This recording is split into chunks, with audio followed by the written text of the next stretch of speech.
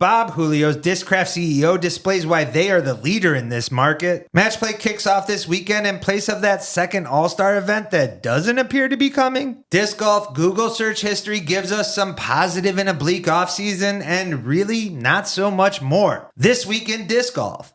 What's good, guys? It's me, Swiss Cheese, the Disc Golf world half that has all the holes in his game, and your host of This Week in Disc Golf, the show where I cover all things disc golf from the past week. And if you guys aren't subscribed already, make sure to do so. First, because it helps the channel, and second, because there will be no rest on our end. We're not slowing down or drops in our coverage or any talk that doesn't revolve around disc golf. That, and you guys should know by now that we're willing to say the out loud part. Besides some smaller A tiers and Matchplay giving some who are desperate for their disc golf action, there wasn't much this week apart from the conversations and debates of our own off-season reporting. Certainly not a narrative, but that's for later. That and Bob Julio, Discraft CEO's interview, deserves far more recognition. Cause the man came out with that Matt Khalil stacked soda can energy in his first appearance with the fellas over on the Upshot, in what is one of the best interviews they've had all year. And if you don't believe me, check it out for yourself. Through this interview, provided a glimpse not only into disc golf's current market space, the funding of the tour, House of Discs, and Discraft's offseason outlook when it comes to player signings. Interviews like this and the CEO's candidness is just part of the reason behind Discraft's success as of late. By peeling back as much of the curtain as possible provides insight that can only be speculation when it comes to other brands in the business. Because if we're being honest, most of the bigs in the marketplace work among the shadows behind the bucket hats, litigation, or carefully curated social media posts. Too few are open to share glimpses into their brand, or bold enough for that matter to do exactly this. I won't lie, I want Nicholas Antela on Discraft, so that's one that I'm hoping for. And it's shit like this why I can get behind Discraft. And a side note on that Antela bar, just might be more and more of an actual likelihood with the news surrounding House of Discs and the lack of money they have, along with their player contracts that we already reported to you earlier. Certainly aligns with the brand's need for a European talent to help drive sales overseas with their recent partnership with OTB on the distribution side. And in all honesty, competition is what our sport needs even more of, and something Discraft and Julio doesn't shy away from, which is incredible to see, because fans are always clamoring for more of a team aspect. But if we had all or most of the sports owners speaking out like this, or how about just willing to compete in the market for players or its own disc market share, it just might be enough to deliver what fans and brand loyalists are looking for. But it's Julio and Discraft in general's sincerity, openness, their marketing, and attentiveness to always improve their roster, and of course those Lunas, why both players and fans congregate to the brand,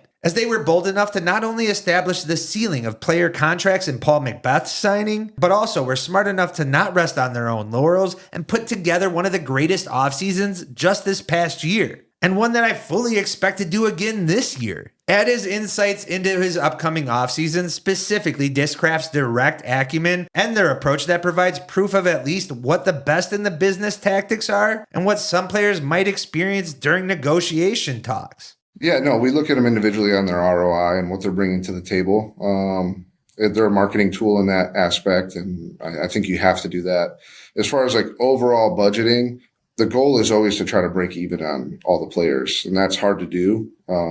But there are other factors that come into that: YouTube, Instagram, their following count.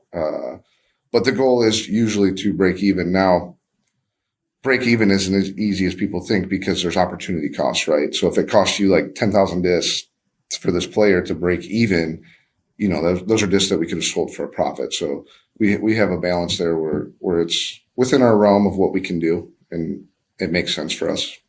That and even hit on our own reporting, or what some others like to refer to it as narratives when it comes to possibly losing some of the talent on the roster.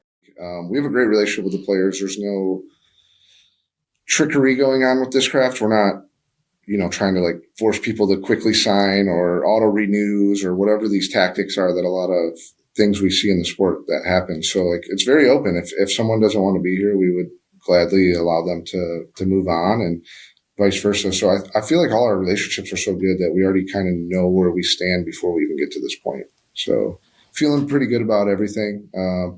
there will be a couple players that I think we see go other places, but that's just part of the sport, you know. Now, look, I understand our bold approach and titles often create a perception that we initially try to build drama. But simply, we're just reporting the talks that we hear by many across the entire industry. And we're not trying to dictate the offseason or build narratives for that matter, despite others who hint that. Unfortunately, we're just not that intelligent enough to do so. That, and we're too stupid not to report on it either. We have no vested interest in this except to you, the fans. To put it simply, we're just trying our best to navigate the info we gather and when exactly and how much we can share to the masses. And it's difficult at times. Kind of how I imagine it is for Brody to talk about Discraft's offseason with his own contract talks taking place. Or when it's not so much so for one of his buddies. And simply put, we have always been pro players, so it's arduous to get info that KJ and Corey Ellis have not been extended an offer, but still difficult for us to report on it, especially with it being so early in this offseason.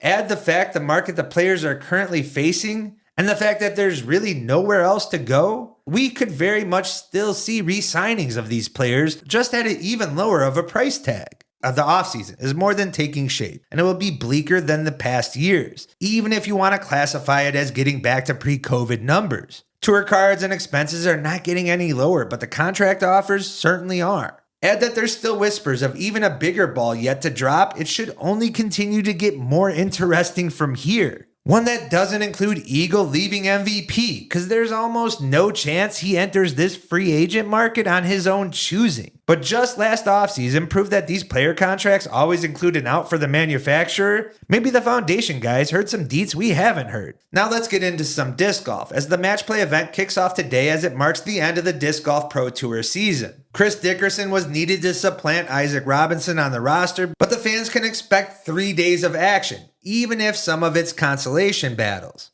And though I've done plenty to poke fun at this event and jab in the marketing or the sideshow aspect of this initial year rollout, now getting action weeks removed from the championship does provide some intrigue, at least for me, even if it's a slight one. The event provides an 80-grand purse that should not be scoffed at either, especially after covering the offseason talks. Now, has it done enough to become a mainstay in the DGPT lineup? We'll need to wait and see. It is difficult to assume that ticket sales, ad revenue, or subscriptions over its span funded this finale, but I don't see the books either. Now, I'm confident enough to say the viewership of this weekend just might hinge on the current iteration to continue, especially with the Jomez Tour expansion. However, what DGPT/DGN has learned is the vitality of midweek events and possible promotions of this or others, like the team competition I notated earlier. Along with the matchups being as strong as they are, even the opening round. The Vinny Burr head-to-head is must-watch, along with a Missy Silva battle. And if the player personalities or gamemanship can carry some of the water on top of the great disc golf action, should allow for some form of a match play event next season.